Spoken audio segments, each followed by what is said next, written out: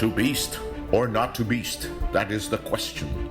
While it's a bit odd to paraphrase a famous William Shakespeare line to describe someone like Calvin Abueva, one could also argue that his career in the PBA has been like a dramatic soliloquy. The confrontations, Jones and Abueva just went at each other there. the conflicts, Tinatak ni Murphy si Abueva all the way to the fans outside. the controversies, Oh! And Calvin just clotheslined Dennis Jones. And Dennis Jones wants a piece of the beast. he remains as one of the most entertaining players in the PBA. Filipinos relate to his blue-collar, hard-nosed style. He plays with reckless abandon. He wears his heart on his sleeve. But he's also passionate to a fault. Perhaps that's his biggest tragedy. Yet if there's one player most fans are eager to watch if ever the PBA returns, it's him. The paradox from Pampanga, a beast on the hardwood but a human off it. Has the beast been tamed? That's the headline on tonight's Sports Page. The hottest headlines. The Integral issue. Who will join the pantheon of the great? What's the outlook of the future of sports? The game changers. The history makers. Stories that make sports eternally compelling. Open the Sports Page. Ang guest natin sa gabing ito ay na-miss na ng maraming sumusubaybay sa PBA. Kaya naman, dinala namin siya dito sa inyong ngayong gabi. Dom, pakilala mo ang ating special guest. Thank you, Sev. Joining us today is no other than Calvin Abueva, Phoenix Field Masters forward. At alam mo, Sev, napaka-excited ako. Calvin, kamusta? Simulan na natin to. Mabuti naman. Ayun, enjoy life ngayon at ngayong quarantine talagang pinaghahandaan bawat maliliit na detalye about sa family, sa relationship sa basketball at yun sa business. Calvin, Kaya, alam natin, eto. alam natin medyo matagal ka na namin hindi nakikita na naglalaro sa PBA. Anong pinaka nami-miss mo sa paglalaro ng basketball?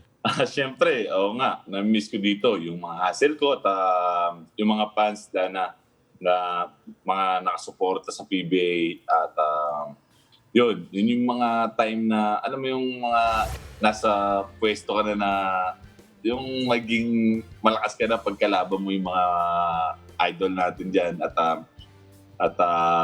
yung mga ginhawa ng mga tao nandoon na makikita na nakapaglaro. At yun na yun ang na-miss ko sa buhay ko.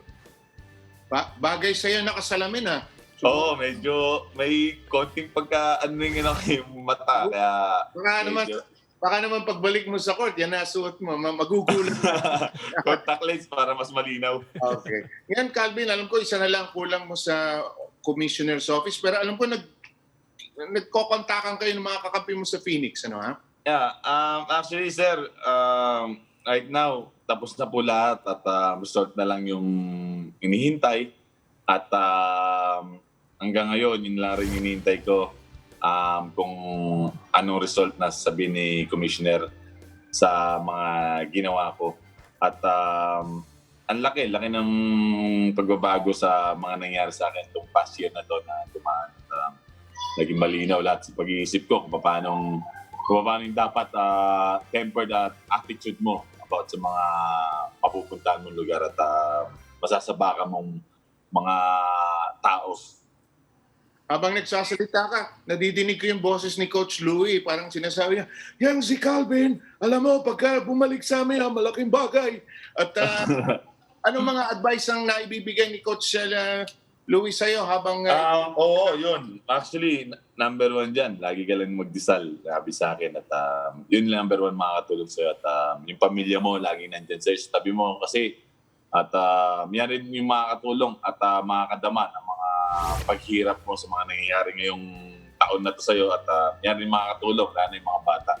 At lagi niya sinasabi sa akin na pagbalik mo, paghahandaan pa natin kung ano yung mga dapat natin paghandaan para makamit natin. Kung di man natin makamit ang championship, at least kahit pa paano, naging contender tayo sa bawat teams na mga kalaban namin. Dom? Cavs, nakita natin sa mga videos, di ba? Sinabi mo nga pamilya, kasama mo pamilya mo. Pero parang pamilya mo na rin yung mga teammates mo eh. Ano pinaka nami-miss mo dun sa mga teammates mo? Paano ba kayo nag-uusap ngayon? How do you keep in touch? Yeah, yun yung number one na na-miss sa mga teammate ko. Yung bonding namin, yung asaran, yung kwelahan, lalo na yung pag may birthday, basahan, ano. Pero ngayon, nagkikita-kita lang kami as a Zoom, sa workout. Siyempre, hindi rin natin masabi na hindi mo rin pwede puntahan about sa kanila na, oy, ganito, ganyan, sama-sama tayo. Kasi ngayon, is delicate na, siyempre, hindi natin alam kung, hindi natin nakikita yung kalaban natin kung nasa inyo na ba o nasa atin, di ba? Kaya, actually, ingat-ingat lang. Alam natin na may makukulit. Ikaw, isa sigurado makukulit ka rin sa mga chat group nyo. Sino pa yung pinaka-makulit pa na kakampi mo rin na, keeps the team entertained? Alam naman natin, ang tagal nyo nang hindi nagkita ngayon, eh. Sir, hindi ako 100% na masyadong bilo muna dyan kasi may business muna ako na kailangan kong asikasuhin ngayon. At kasi kung hindi kami mismong gagawa nito, walang mangyayari kasi walang gagawa at wala rin magpo-promote about sa business. Kaya kailangan namin, maaga pa lang, kailangan namin social media i-promote na namin kung may magpapadeliver o wala. Diba? Actually, Dom, naabutan natin si Calvin kanina, nasa sasakyan, mukhang nagdi-deliver. Oo eh. Kaya katapos lang at katapos na mag-deliver, punta ng essay na tapos yun, pauwi. Ano ba itong business na ito? Yun yung dampa ni The Beast, seafoods at the best seafoods in San Juan ngayon. Hindi, joke lang. Kasi, Order ako, meron sa Santolan ng dampa eh. Pero sa amin is simple lang naman at sulit talaga pag ginain. Cavs, saan eksakto yung dampa ni The Beast? Blumentritt lang, corner F Manalo, matatagpuan lang po dito sa San Juan. At yun, kita-kits tayo doon pagkatapos ng MECQ na pwede na mag-dine in. Andun lang ako pagka anytime na gusto nyo kumain. So, pwede delivery ba ngayon? Pwede delivery? Yeah, pwede delivery. Call lang sa, follow nyo lang yung Dampa ni The Beast na sa FB at kung hindi nyo lang message nyo lang po ako sa IG ko, dun nyo ako message and then forward ko kayo dun sa mismong talaga ng Dampa. Kasi doon sila nag-ooperate, doon sila about sa mga delivery at may tatawagan kayo doon. Pero teka, Calvin, saguli huwag kang aalis. Meron tayong maraming pang tatanungin sa'yo. Magbabalik po ang sports page, huwag ho kayong lalayo. Thank you po, thank you.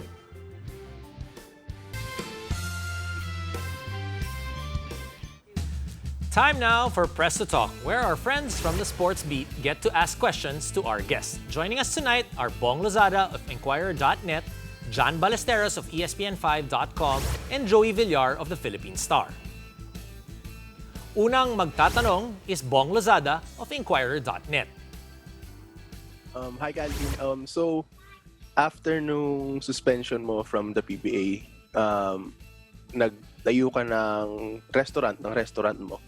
So, gaano siya nakatulong sa'yo, apart from financially, gaano nakatulong yung pagluluto sa personal well-being mo, sa mental health mo, ganun? Kasi sinasabi nila nakaka-relax daw ang pagluluto.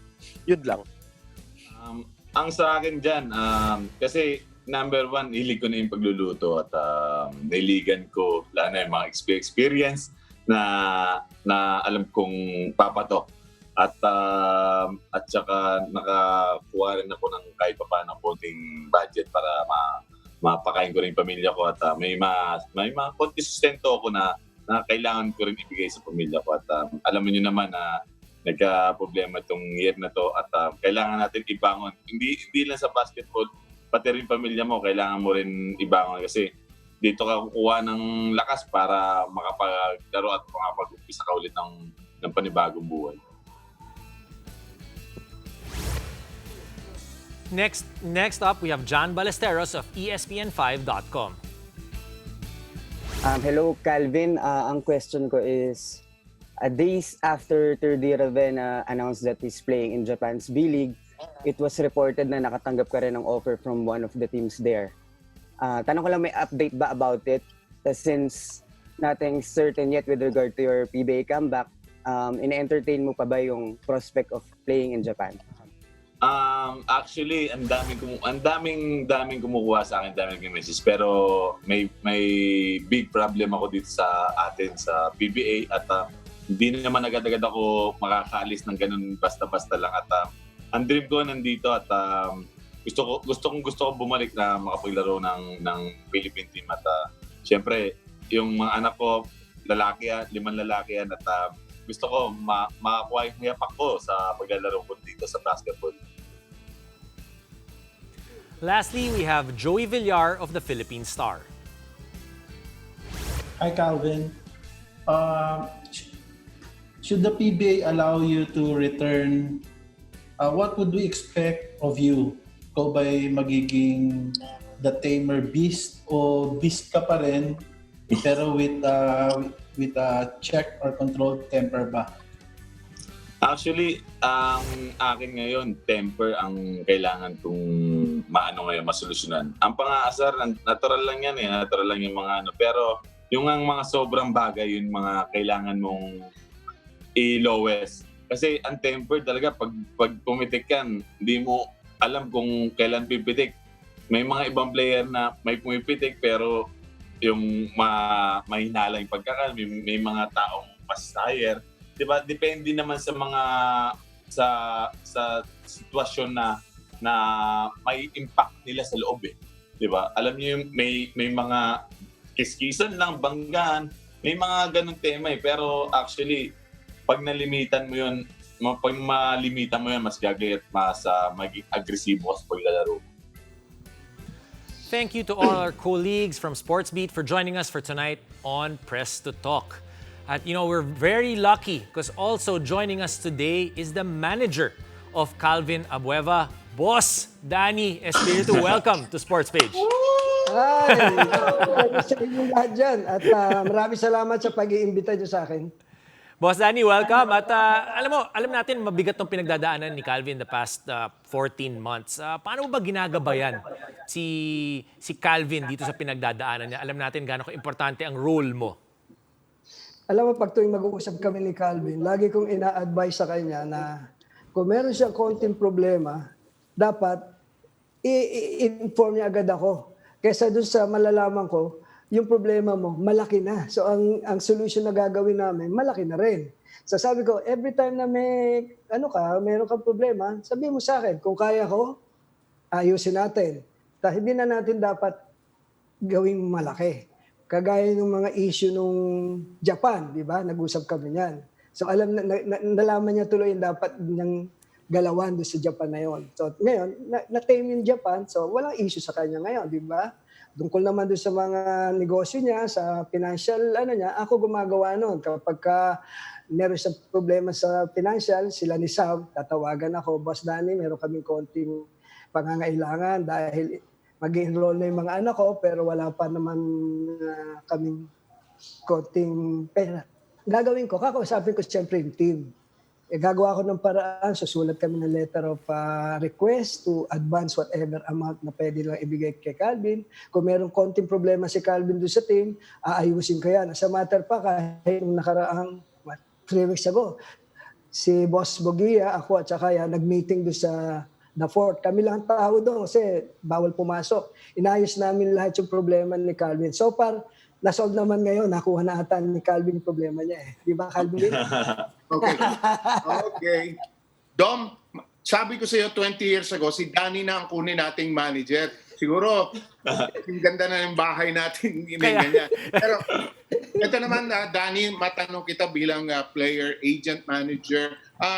What's special about Calvin? Alam ko marami ka nang na-manage ng mga players through the years. Ano ang special at sa relationship nyo ni Calvin Abueva? Si Calvin, pinuntahan ko yan sa Angeles. Yun ang unang-una namin encounter, pero naglalaro ata siya noon. Tapos, yung mga samahan namin, very upfront, yung talagang pag sinabi niya, totoo yung problema. Wala siya yung player na hindi babalahin ako para mabola niya, tapos gagawa ako ng para sa kanya. Hindi, sasabihin niya, boss, alam mo, ganito, kasi ganito po si ganito. Yung mga nagiging problema niya, minsan, siyempre, nabatungkol niya sa PBA, sinabi niya sa akin, bakit gano'n ang ginawa mo? Sinaktan mo pa si ganito. Boss, alam mo ba? Hindi ba nila nakita anong ginawa sa akin? Sinipa yung aking importanteng bagay. Ba't hindi nila nakita? Sabi ko, sige, tapusin na natin yan. So ayusin natin from now on, isipin mo lagi, ang problema ng karir mo, dadalhin ang problema ng pamilya mo. Dahil doon ang gagaling lahat, yung ibubuhay ng pamilya.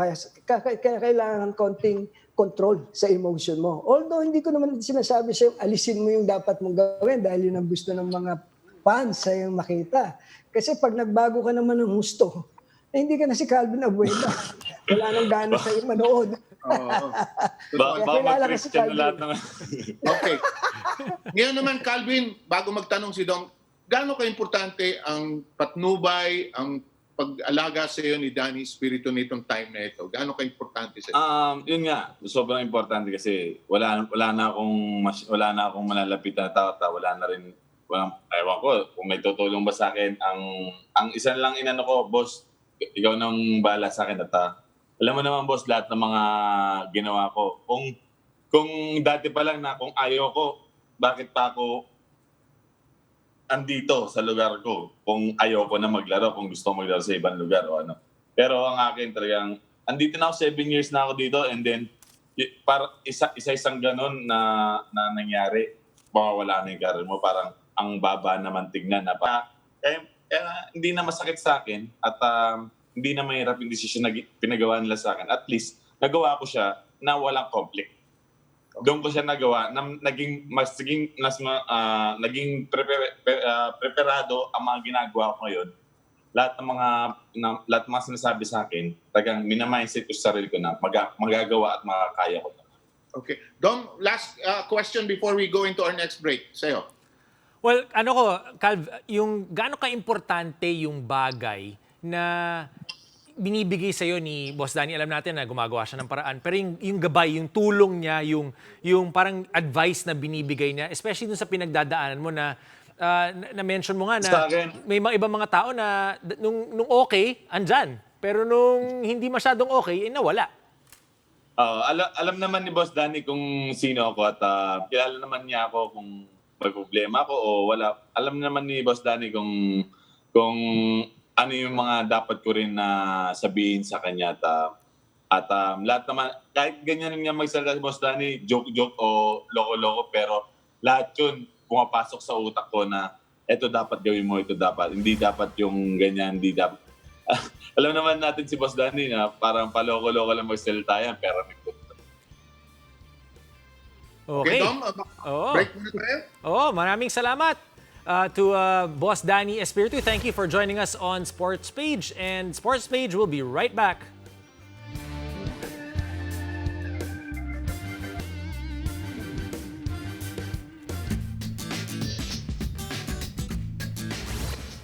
Welcome back to Sports Page. Calvin Abueva has had many rivals in the PBA. So for tonight's That's What They Said, we asked what could be the next great PBA rivalry. Todd Bojack said obvious answer would be CJ Perez and Robert Bolling.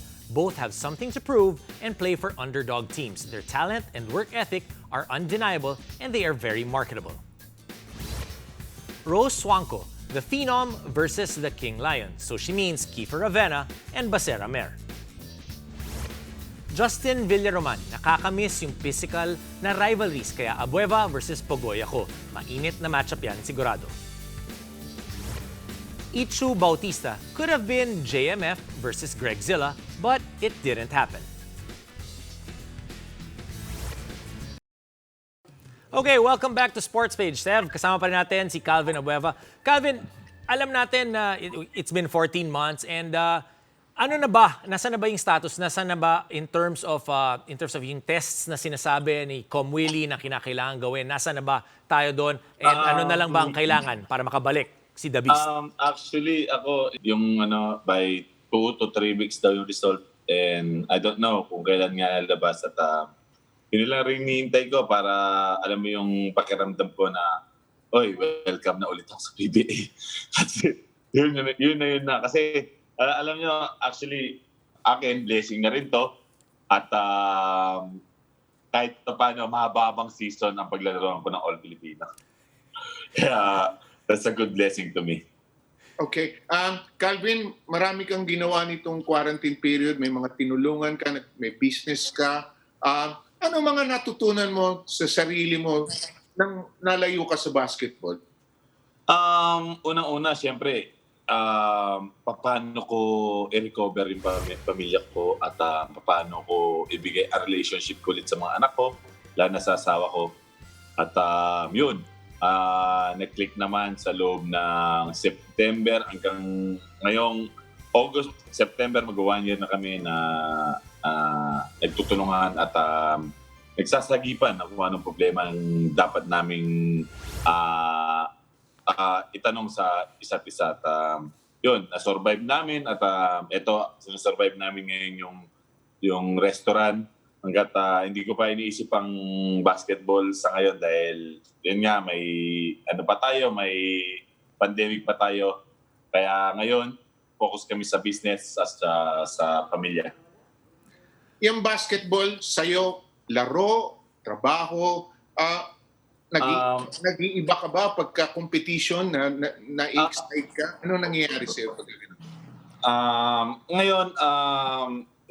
Ngayon kasi simula first to 7 years ko na ano ko yung paglalaro, na hilig ko paglaro. Ngayon, siyempre, at tumatanda ka na, kailangan mo talagang makapag-ipon at yun, makakuha ng bahay mo, na sarili mo, na sinasabi nga na pampamilya.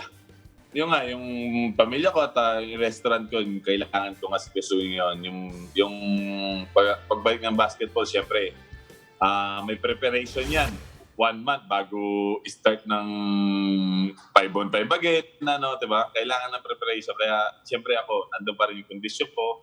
Ang hindi lang kondisyon sa akin siguro, yung hangin kasi hindi naman ako nakatakbo at saka hindi naman nakapag-cardio kasi, di ba, bahay ka lang wala ka namang kaya yun. Okay. Dom, the final 2 questions siguro galing sa'yo? Sige, Cavs, ako ang tinitignan natin dito, obviously, ang sinasabi ng lahat, pag nakabalik si The Beast, kailangan mas kontrolado yung emotions, gaya ng sinabi ni Boss Danny kanina. Parang, gaano kahirap yun pag tinitignan mo pa lang na doon ka nakilala Doon, yun yung paglalaro, kaya ka nga naging The Beast dahil doon sa emotion na nagfu-fuel sa'yo na lahat, nakita natin sa Gilas, nakita natin sa lahat ng team na pinaglaruan mo. Actually, sa tingin ko, iba-ibang emotion ng bawat isa Diba? Kasi may 2 things ang emotion, may anger and may happy. Something na once na alam mo yung tempered, kasi ang emotion yan pero untempered pag lumabas.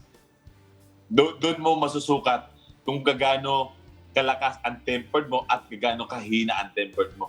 Actually, ang pinag-aaralan ko ngayon, yung emotion, natural emotion, andyan yan, makasabay sa paglalaro yan, pero untempered mo, kailangan mong limitan. Dahil kasi untempered, yan na yung makaka-result sa pagiging anger mo. Kung sige, nangigigil ka sa court, pero hindi ka nangigigil sa kalaban. Kumbaga, hindi ka nangigigil sa gusto mo, makipagsuntukan o ganyan. Hindi. Ang pinagigilan mo, paano mo i-beat ang bawat isa. Paano mo mapapanalo ang game. Paano mo kung bang sasabihin mo, paano mo ipapanalo to na wala kang nasasaktan, masaktan ka man, hindi naman yung sobrang sakit, hindi naman personal. Kumbaga, talaga accident na hindi mo naman sinasadya. May mga ganun na tama. May mga ganun na tema. Pero makikita naman natin kung sinasadya o hindi. Bakit sa tingin... last question, no? Bakit sa tingin mo may marami rin mga nagsasabi na misunderstood lang si Calvin Abueva? Ako kasi simula first year ko ng PBA and then 7 years ko bago mga nangyari lahat ng mga to.